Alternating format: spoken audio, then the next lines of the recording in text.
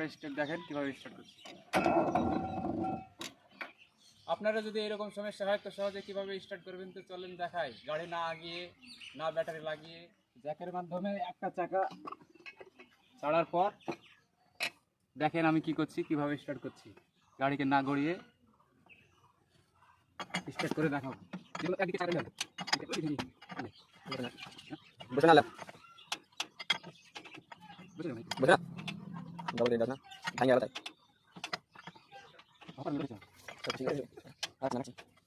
তো জ্যাক চাড়ার পর এই চাকাটাকে ফ্রি করে নেবেন যেন ঘোরাতে সুবিধা হয়।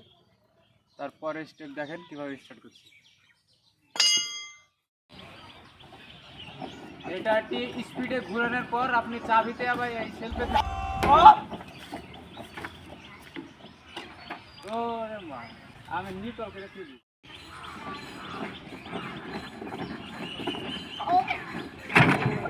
এই বাড়া